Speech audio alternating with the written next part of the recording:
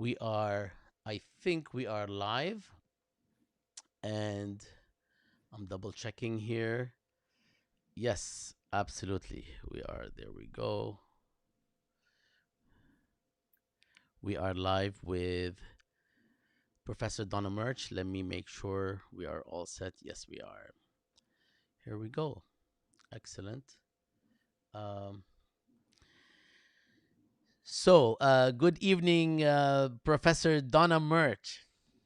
Thank you. So good to see you, Bassam. It is so wonderful to see you, and I know that we've connected before. I'm very excited. I've been trying to get a hold of you for some time.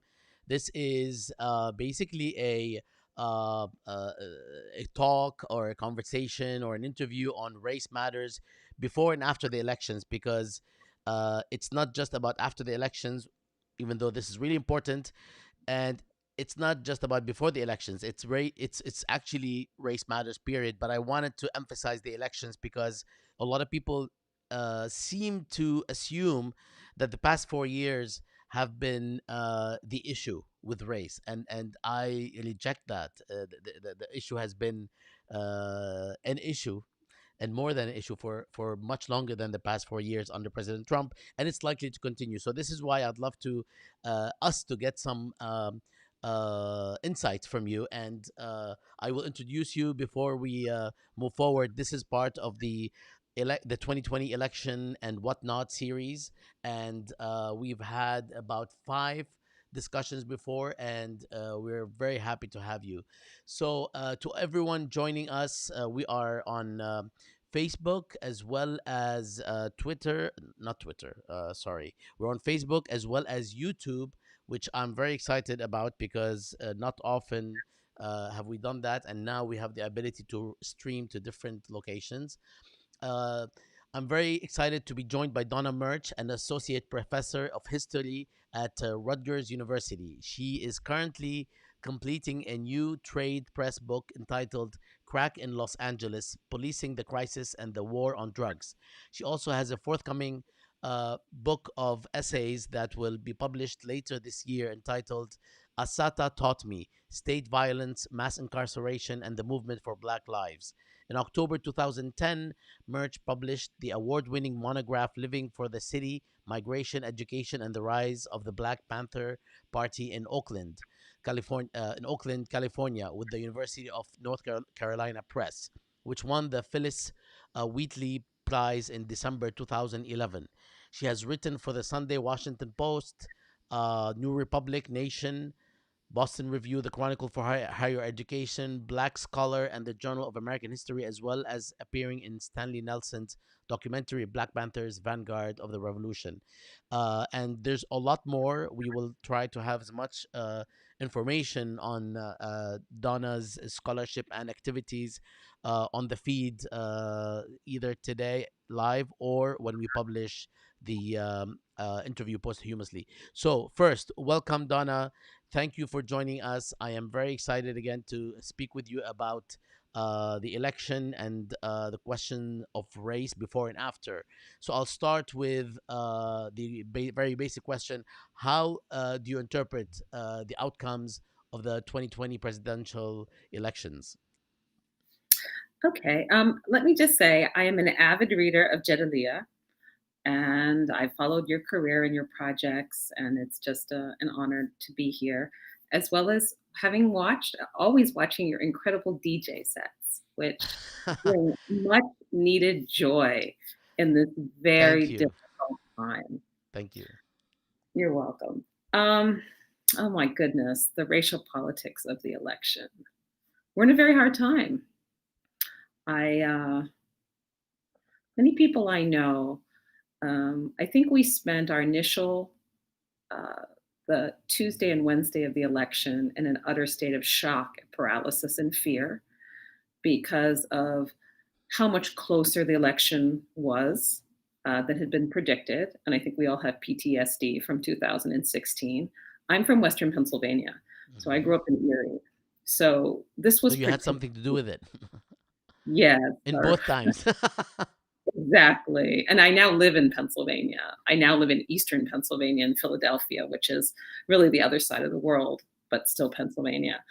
Um, and so I just literally had PTSD. And there was this moment because in 2016 I stayed up until 2:30, and I remembered hearing that when the results for Pennsylvania came in, and I was a black child that grew up in Western Pennsylvania in the 70s, and so the kind of violent racial politics that Trump represents was very much a part of my childhood. So I often talk Mhm. about Pennsylvania as being Trump before Trump.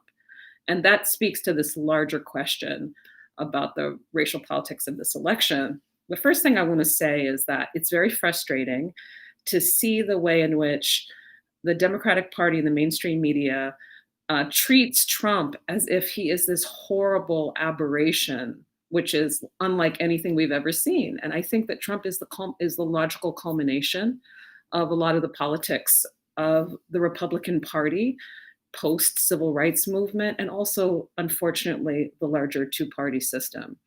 I see a direct line from Ronald Reagan to Donald Trump. And, recently in the discussions of the election, just as Ronald Reagan gave a speech to launch his campaign in Philadelphia, Mississippi, where the bodies of three civil rights workers were found, Goodman, Cheney, and Schwerner, so did Donald Trump give a speech in Sanford, Florida, where, of course, Trayvon Martin was killed. So I think that in terms of the racial politics of the election, one of the most important things is how close the election was again in the swing states. So we have 70 million people that are supporting these violently racist white power politics.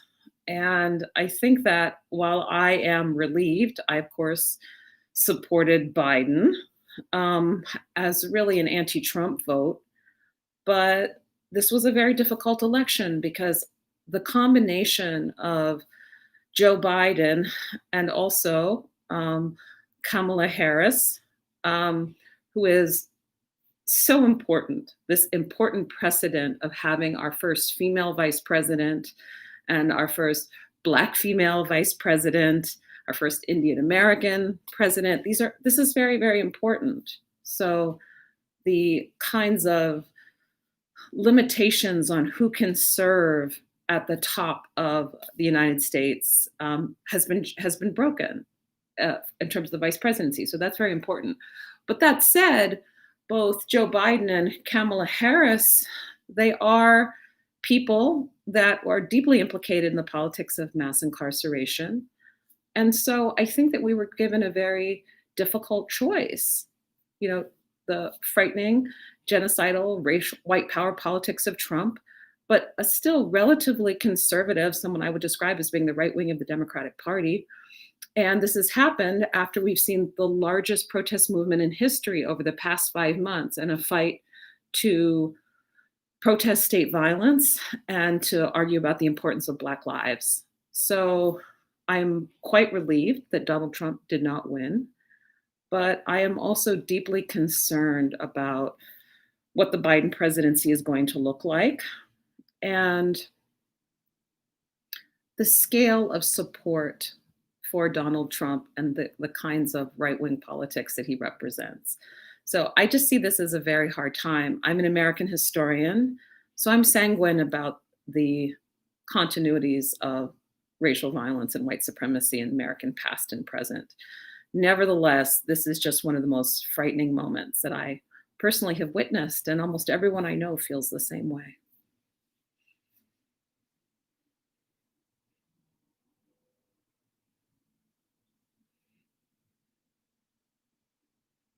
I was on mute.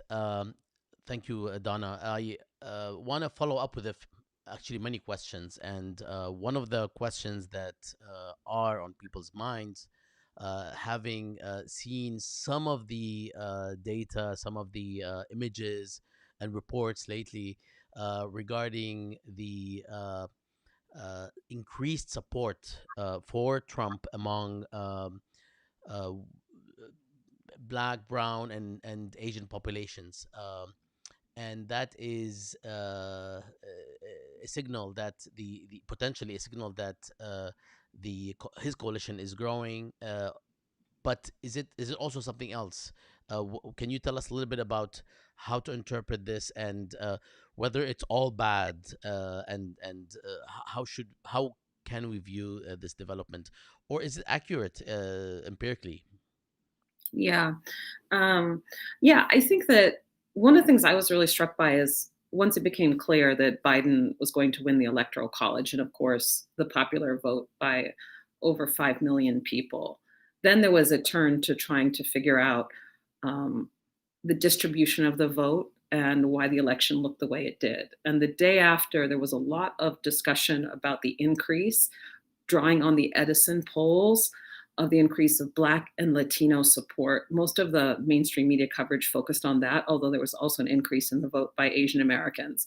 So a lot of people drew these conclusions, these enormous conclusions from it, arguing that this showed that Trump was a multicultural uh, phenomena and that he had broadened his coalition. And in some ways, we were seeing a transcendence of the politics of race just because there was a relatively small percentage in the increase of Blacks and Latinos supporting Donald Trump.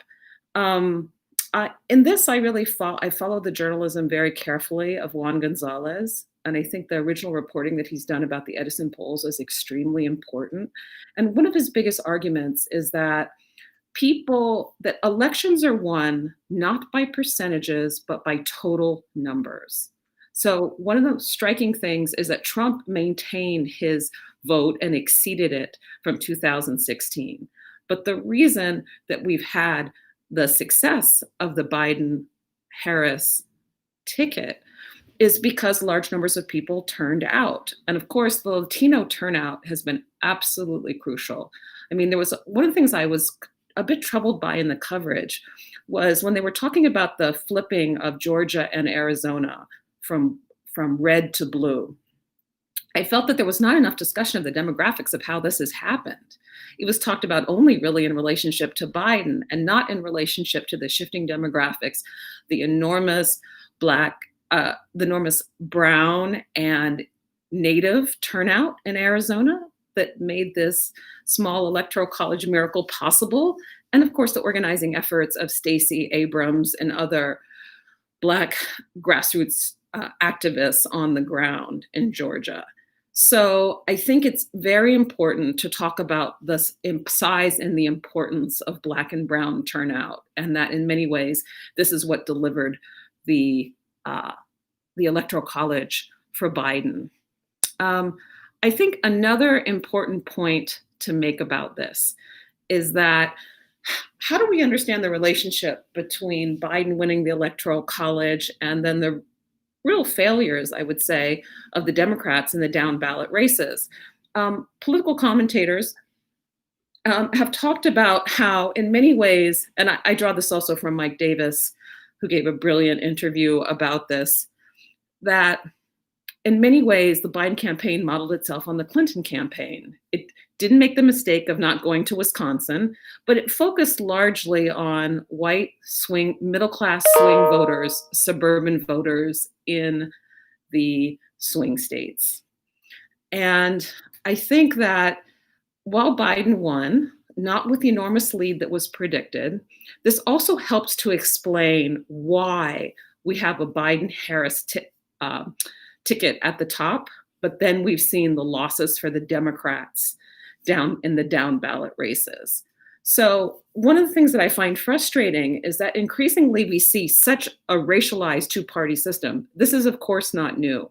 This is the product of African American incorporation really into the political system. So, it's not until 1965 where you had,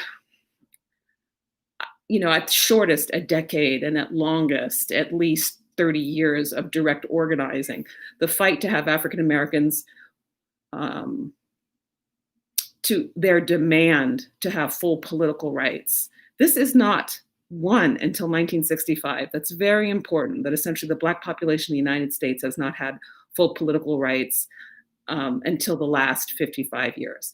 Of course, when African Americans win full voting rights, we see a transformation of the two party system in which the Democratic Party, that had been the party of white supremacy, becomes the party of racial liberalism.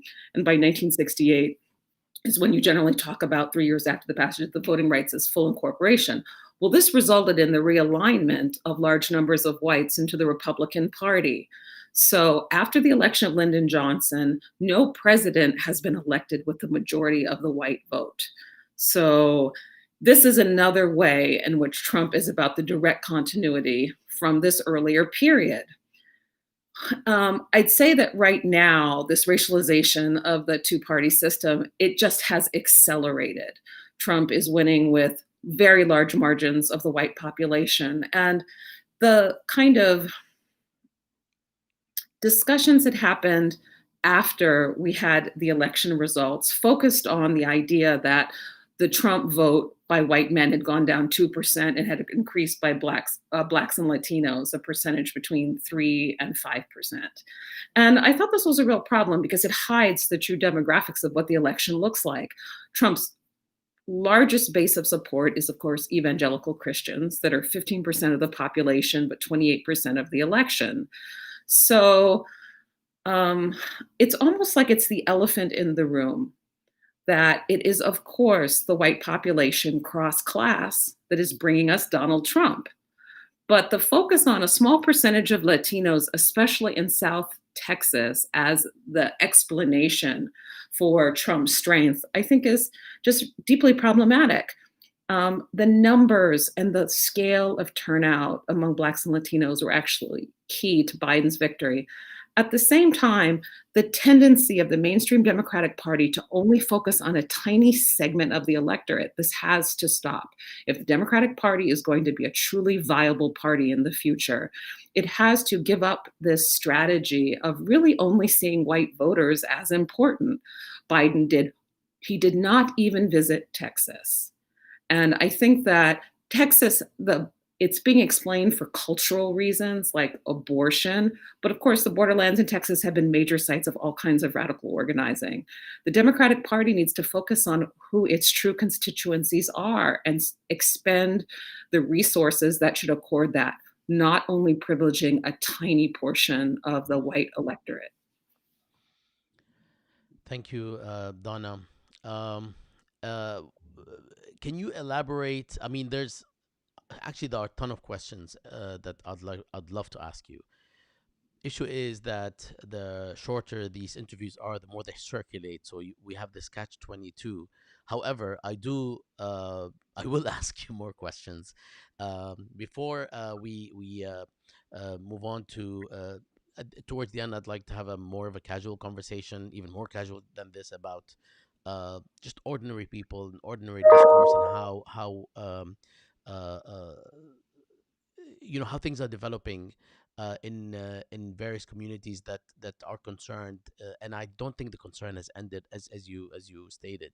But first, before we get to those issues, can you tell us a bit more deliberately and specifically, uh, what might the Biden presidency look like with respect to all these issues, um, as well as uh, how does it fit the larger trajectory in the larger trajectory of the two party politics. And uh, I keep asking this question of all of the people I've interviewed and discussed this with on this series.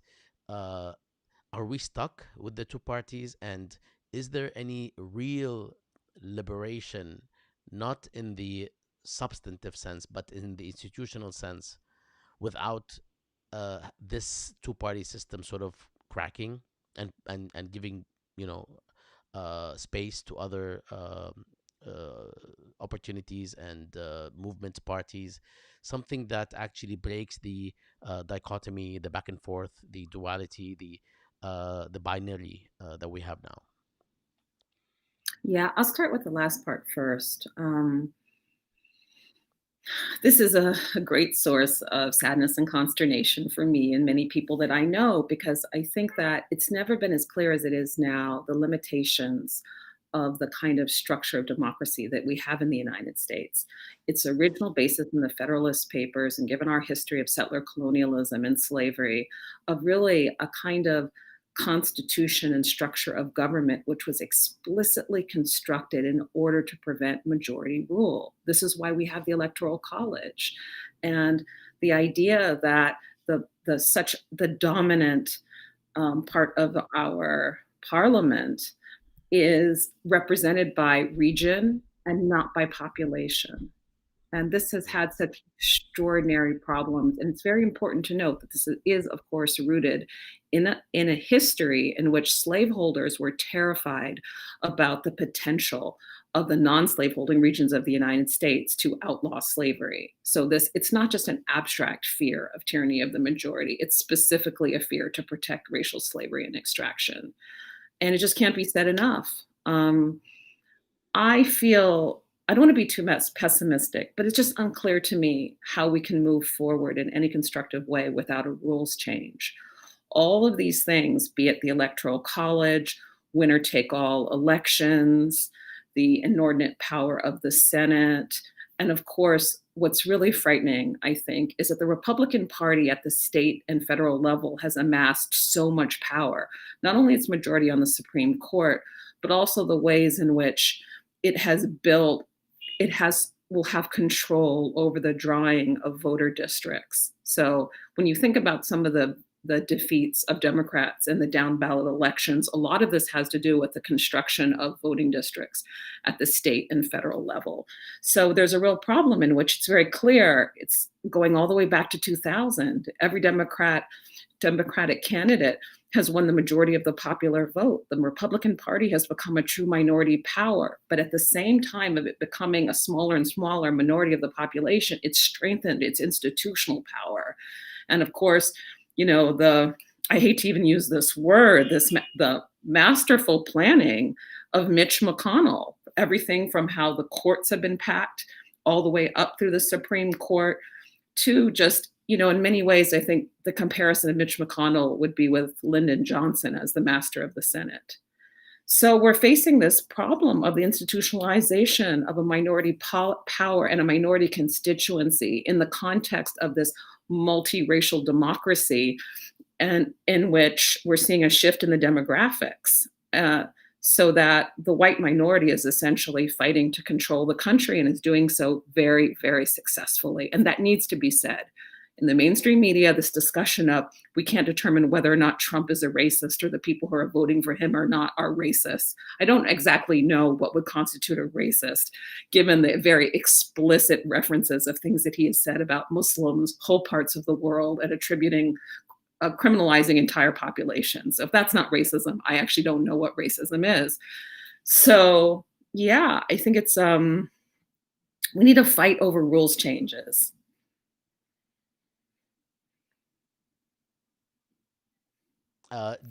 Did you want to say anything more about the next 4 years, or should we? Oh, thank you. I'm so sorry. I got stuck on the last part because I feel very passionately about that. I also am not quite sure in the immediate future how we will do this. But I do think there has to be a fight about the non-democratic structures and really the archaic nature of our own constitution. I never thought that this would be possible, but if there's one slight bit of silver lining about the Trump administration is that I think that he has opened the door because of the way in which he has delegitimized institutions, that it's possible to have an open discussion about packing the court in ways that were unimaginable 4 years ago. Now, in terms of the Biden administration, I'm very concerned that the Biden administration and his recent announcements of his cabinet picks are going to be a replaying of the problems with both the Clinton and the Obama administration. We're seeing a lot of reaching out essentially to, are the contemporary equivalent of the liberal Republicans of the early 1960s. That, again, the strategy of who they were pitching the votes for, or trying to think about how to capture this very small sector of white suburban vote.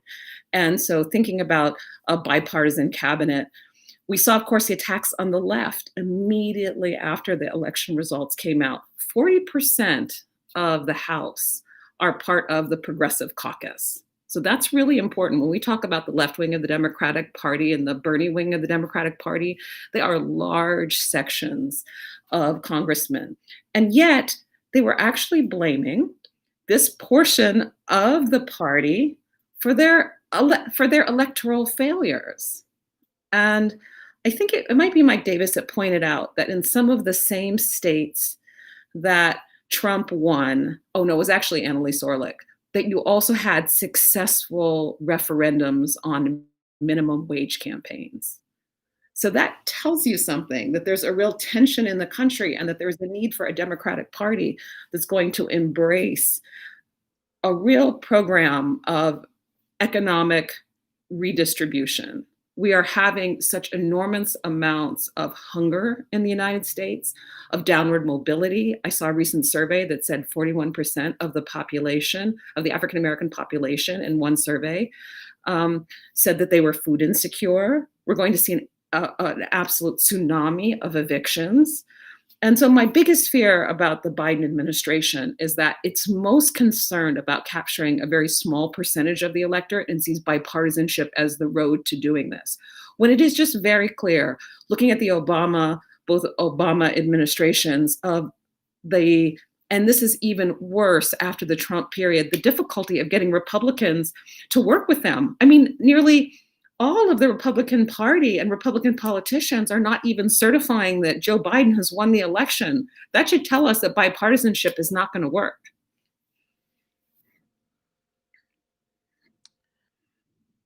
Absolutely. Not a Sorry, go ahead. I'm sorry, I just meant to say, not a happy story. No, no. I mean, very little about any of this is happy. The only happy thing is that people are not shackled, and the struggle can go on to establish the sort of social justice that is a minimum, right? I mean, we talk about social justice as if it's a victory, and it is, but it has become a victory in a context where so much uh, is problematic, when so much is actually beyond the pale in terms of how behind we are on this question here in the United States. Um, okay, Could I add one short thing to that that I sure, meant to also sure. mention, which is This is this is yours. This is your floor. oh, thank you. Well, something like a specific and concrete example is that so you had this attack on the left, which was just absolutely awful and also destructive even to the Democratic Party's own fortunes. But as we know, Joe Biden ran a relatively anemic campaign. There was not a lot of door knocking and grassroots organizing. And of course, the victories in Minnesota and Michigan were absolutely crucial. Rashida Tlaib played an essential role in getting out the vote and doing door knocking campaign. And similarly, Ilhan Omar in Minnesota. So we have this kind of the Democratic Party digesting of its own left wing and attacking it when they were so crucial in terms of their own states in getting out the vote. So I think that it's as if this memory, I often trace things back to 1984 to Reagan's sweeping victory of 49 states, every state but Walter Mondale's state of Minnesota. And I think the kind of logic of that the only way that the Democratic Party can win is to model itself on the Republican Party.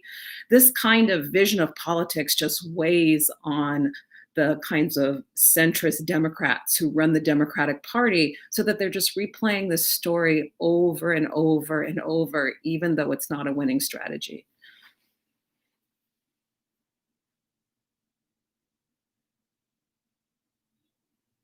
Sorry, I was mute. I tried to put on mute because I was told that my breathing goes through the audio.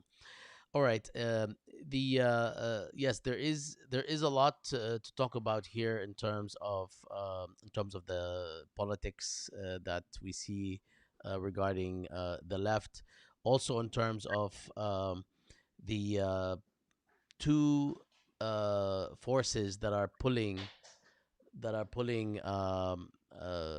the Biden presidency in different directions. There's the fourth force that's saying, now that you've won, we need to actually execute the policies and the ideas that you won based on, and the ones for which we supported you, which is basically moving Biden in a more progressive direction. I'm not going to use the word left because I sometimes don't know what left is in America, because the Democratic Party is supposed to be left, and it's kind of like not really left, globally speaking. It's kind of left of center, maybe, on some issues.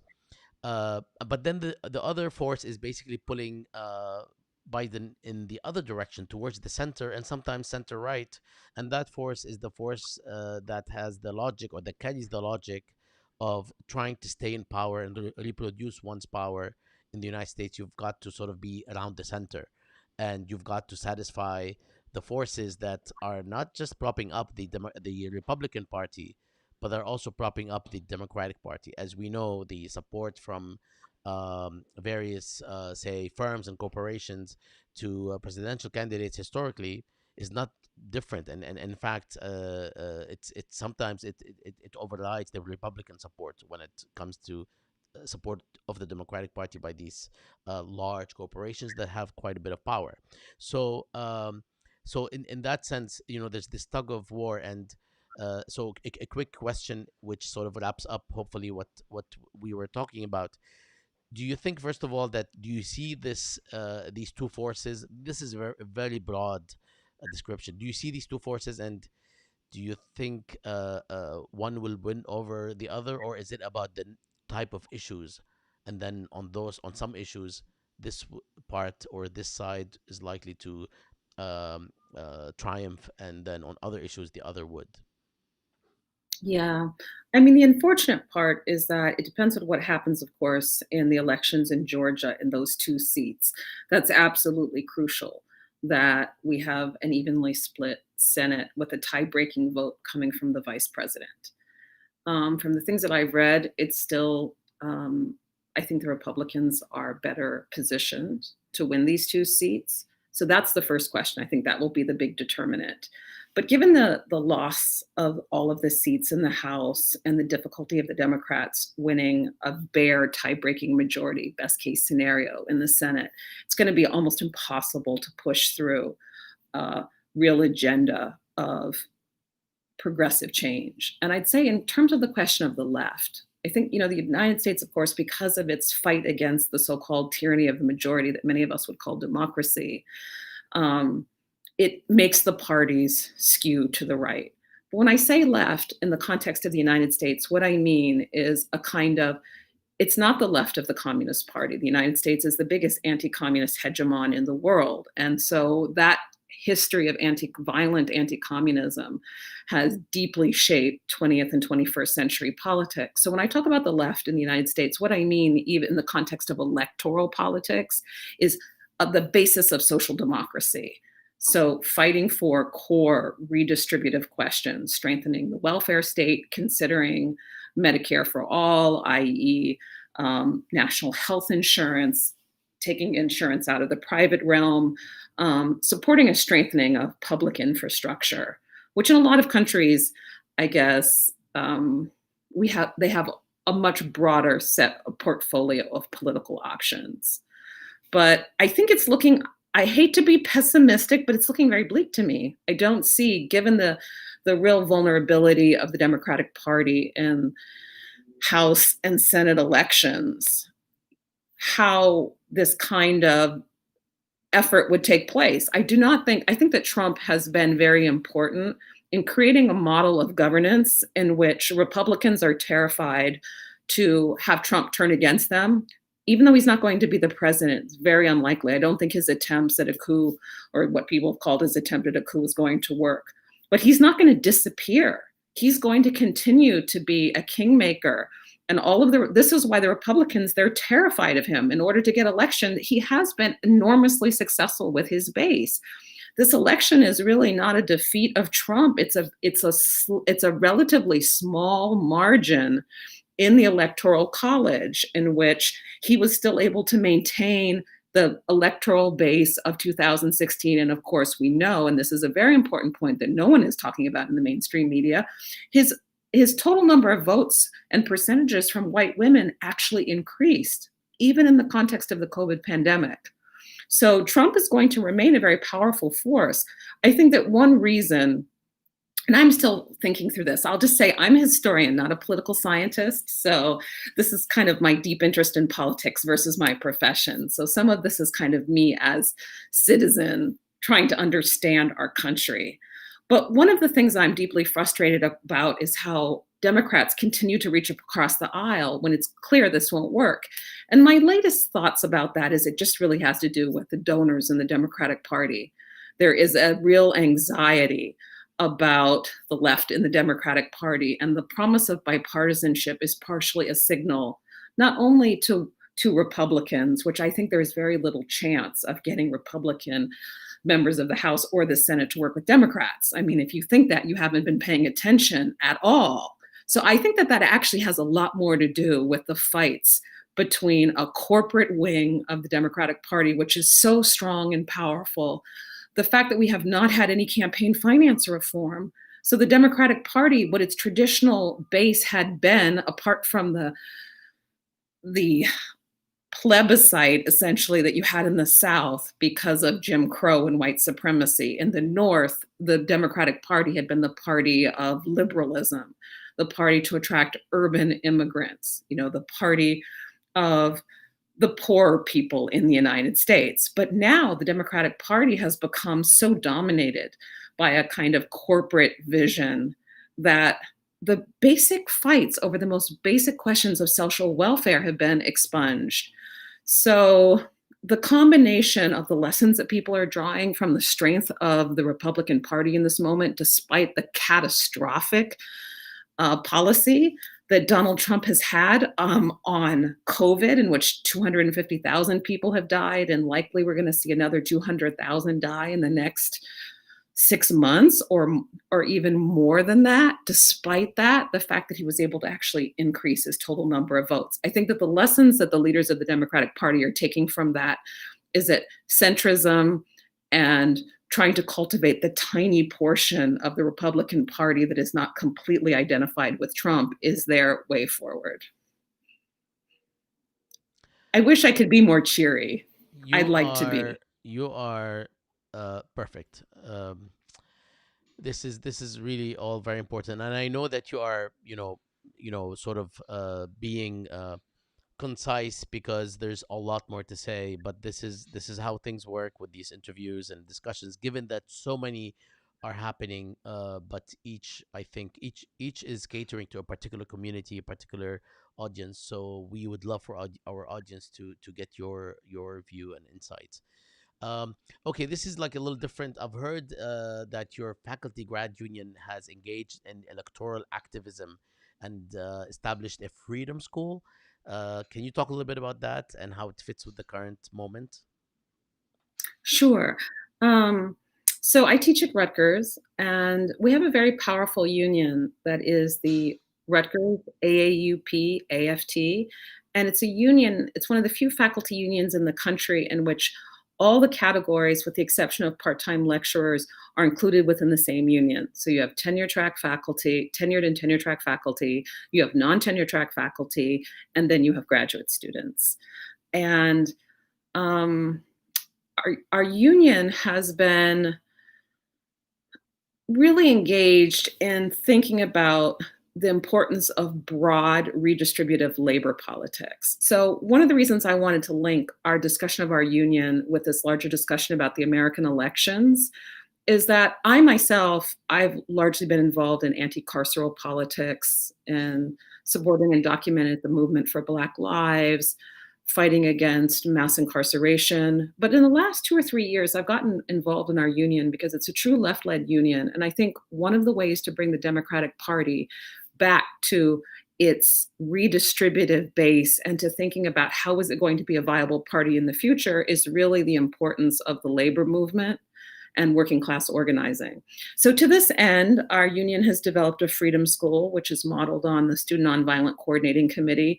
And the idea is to do political education within our rank and file, which actually includes a coalition of 20,000 different unionized workers. So, I think the place in politics that I derive the most hope from are the labor victories that have happened under a Trump administration. So, of course, you remember the federal shutdown, which was absolutely catastrophic. I live in Philadelphia. I used to live in a part of Philadelphia that was right next to the federal building. And the kind of difficulty that this created for people with not getting paid for over a month, it was just catastrophic. And it was the organizing of Sarah Nelson, the flight attendants, and some of the other airline, the airline employees that really put pressure on the Senate and on Trump to stop the federal shutdown. So labor politics was actually crucial to that. And it was Sarah Nelson's call for a general strike and the implication that the whole flying industry was going to be shut down in the United States. That because, of course, air traffic controllers were not getting paid. And so it was putting this core infrastructure of the US at risk. And that political story has not been told in a widespread way. And I think that the victories of the teachers' unions, including in right to work states in the South, like West Virginia and Oklahoma, was incredible. So I think that one of the ways forward politically is through a revived labor movement centered especially in the public sector. I think that's really important. So I mentioned the activism I'm involved in with our union, which has also done its different kinds of political outreach and education, that I think that combined with the movement for Black Lives and the kind of mass protest that we've seen in the past year, as well as the Bernie campaign, both of 2016 and 2020, I think building these alternate sites of power are very crucial right now, because while electoral politics is important, I think that we will never see a Democratic Party or rules change without independent social movement organizing, including that of the labor movement and the movement for Black lives. Thank you for this. It's really, really important. I mean, in the end, we can opine and analyze, but this is the sort of thing that actually changes matters, organizing and action and collective action. So I'm glad that we were able to touch on this. Um, I will before I ask you for your final, words. I will ask you, or I'd like to ask you about not strategy per se, but kind of the your opinion of what will make a difference in terms of how divided and polarized the this country is. Is it? I mean, I've been watching and listening and reading a ton of material on this issue.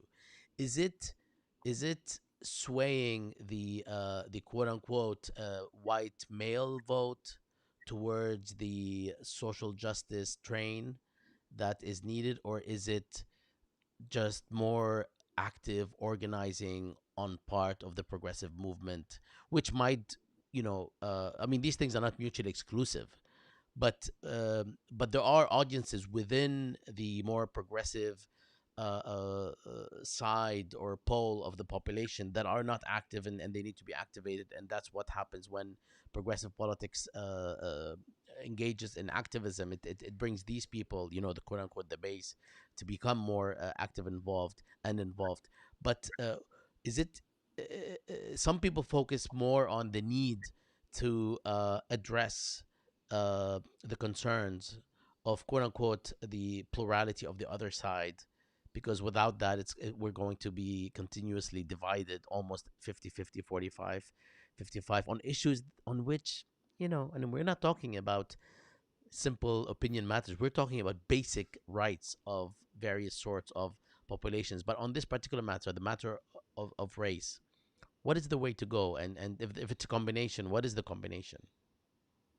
Yeah, I mean, it's important that I grew up in a place like Erie, Pennsylvania, and I saw the Erie, Pennsylvania post civil rights movement. I came from an interracial family who came from Missouri, who migrated north because it was illegal to have racial intermarriage. Those laws aren't overturned in Missouri until 1967.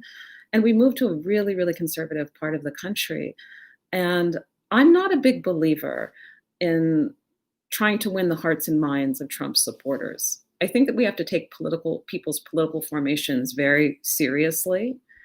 And I think that in terms of how to shift American politics to address the real questions of people being able to afford health care, people being able to afford to educate their children. I mean, one of the most heartbreaking things about the United States is that it's the things that are most essential, healthcare, education, elder care, and childcare, are completely unaffordable for the overwhelming majority of the population. And if we consider this a kind of basic social safety net that allows people to lead fully realized lives and not to suffer in all of the kinds of catastrophic ways that we're seeing in the COVID crisis. How do we get there? I think the way is by trying to organize the people that aren't voting. One of the biggest determinants for not voting is class. So there is enormous, I mean, in this election, everyone's so thrilled about the population turnout, the voter turnout, but it was what? Somewhere between 50 and 60%. In most presidential elections, it's barely 50 or below. And then when you go to down ballot races, it's even smaller. So I think that there is an enormous population in the United States that does not vote. And we demonize this population and talk about them. But I think one of the reasons people don't vote is because they don't feel that their true interests are being represented. Populations, policies like Medicare for All are incredibly popular among the electorate, but also among people that aren't voting. So to me, the way forward is number one, letting go of this strategy that has defined the Democratic Party since at least 1984. And some of it can be traced back to the kind of mourning of the loss of white support for the Democratic Party after the passage of the Voting Rights Act. Letting go this strategy where you focus on a tiny, narrow percentage of the white population. The white population does not vote for the Democratic Party and has not done so since the Civil Rights Movement. We all know this, but somehow it's the unwillingness to talk about it. It's the elephant in the room in every discussion of two-party politics. And so we need to actually take that lesson to heart and say, all right, racial politics are foundational. They go back to the origins of the United States and its very structure of government. So rather than focusing on trying to win over a tiny margin of the white population that has consistently voted Republican, then that means what do? We focus on number one, thinking about the future. And the future of the United States is a white minority with a very large Latinx population coming from different parts of the world, a growing multiracial population. The core base of the Democratic Party is, of course, African Americans and African American women in particular. And we still have a large portion of the Asian population that's voting Democratic. So the racial politics are absolutely crucial. And thinking that these people matter, I think that not just viewing them as a captured minority. If I am skeptical of the Edison polls that were being talked about, number one, because they only conduct questions in English, so they're biased towards English speakers. Two, they tend to focus on multiracial polling sites rather than majority Black and brown. So there's a lot of evidence that the Edison polls tend to skew towards Republicans for this reason. So I think that some of those questions are I want to see what the National Voter Survey has to say and more carefully digested election information. But that said, there's another way to interpret this relatively small shift towards the Republican Party and towards Trump, not because of the incredibly compelling vision of Trump, but by Juan Gonzalez and other activists have talked about the absence of Biden in really trying to win the votes of Latinos. Latinos were very important to supporting the Bernie campaign, both in 2016 and 2020. So I think one can also view it as the failure of the Democratic Party to deliver for the constituencies that are its most consistent supporters and its future. I mean, Joe Biden's statement, which people just talked about it as a kind of gaffe, but he said, essentially, you aren't Black if you're not supporting me in the Democratic Party. I mean, imagine that. Not, can you imagine a better way to encapsulate the captive nature of the Black population inside the Democratic Party? Focusing on low income people of all different colors who don't vote, and then really speaking to the core constituencies. We haven't talked about foreign policy, in which I'm by no means an expert. But one of the things I'm very concerned about with the Biden presidency is that, certainly in foreign policy matters, Biden represents the right wing of the Democratic Party. And I think some of the things that Trump is doing right now, I actually don't think they're crazy. I think they're um, smart like a fox. That I think with Trump talking about this immediate troop withdrawal, and I think that I don't see that entirely as a bad thing. I would like to see the troops withdrawn from the Middle East. I would like our imperialist and violent foreign policy to be stopped. But one of the strategies behind this, I think, is that, as happened in 2016, the Democratic Party has become, in many ways, a party of war. It was so important to Hillary Clinton's identity. And one of the big concerns that I think that the political concerns behind what Trump is doing is that, one, he wants the policy victory of saying he was going to end the wars, and this can be pointed to because he wants to continue to have a political future. But it's going to put Biden in a position, and given the kinds of advisors that he's talking about um, appointing, that I'm very afraid that they will absolutely embrace this kind of bipartisan war footing, putting America, essentially restoring America as this unipolar power. And this is another Achilles heel of the Democratic Party right now. This is actually not popular. This is not, you know, Trump was able to get a lot of support for voters by talking about it, yes, in isolationist, semi racist, and economic nationalist terms, not in the ways that we would like. But I do think there is a genuine fatigue about the endless wars. And one of my biggest fears is that, in addition to all the problems I've talked about, the racial bias inside the Democratic Party, that they're going to embrace the politics of war. And if they do that, I think that that will truly be to their detriment, not just in the next 4 years, but in the near future. Thank you, Donna. Let me just remind everybody that we are speaking, and we have come to the sort of end, but we're speaking with the Professor Donna Murch, who's Associate Professor of History at Rutgers University. I have included the bio, the very impressive bio, in the feed, and we will be publishing this officially with all of the information for people to learn more about your work. Is there anything that you would like to leave us with in terms of what to look forward in the potentially immediate future, much more so than the long run? We've talked a bit about the medium run and so on. Is there anything, any last words, whether on this or any other issue that, and it's okay for them not to be glowing? Okay, I'll try to say something hopeful, which I genuinely think is that I'm very excited by young people. Not just because middle-aged people are always excited by young people. That's the definition of middle age, is that you take ever greater joy in younger people than you did when you were their age. But I really do think the country is changing. It's changing racially. It's also changing ideologically. Evangelical Christians are going to have a hard time reproducing themselves in the same way. There is a strong age component among evangelical Christians who are the true far right of this country. So, younger voters are deeply mobilized by things that particular constituencies of the so-called left dismiss as identity politics. But these matter a great deal to young people because they see these rightly as fights over equal opportunity. So the depth of homophobia, the kind of gender violence and language that the current Republican Party represents. I think younger people are growing up with different ideas. Gender to them is something that's profoundly socially constructed and not inevitable.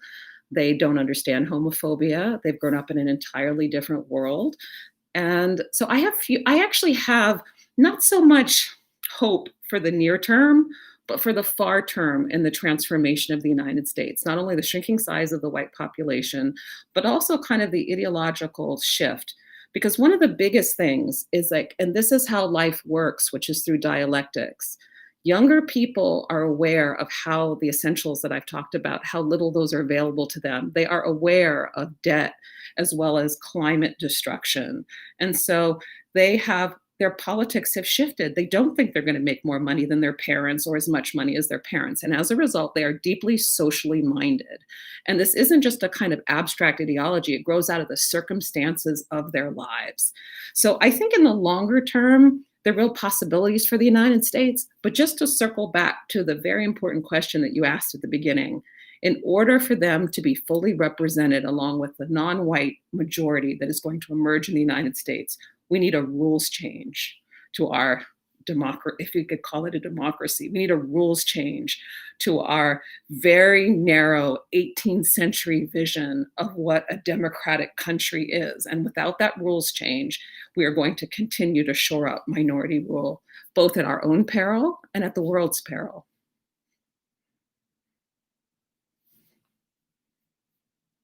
Wow. Okay. So this is wonderful.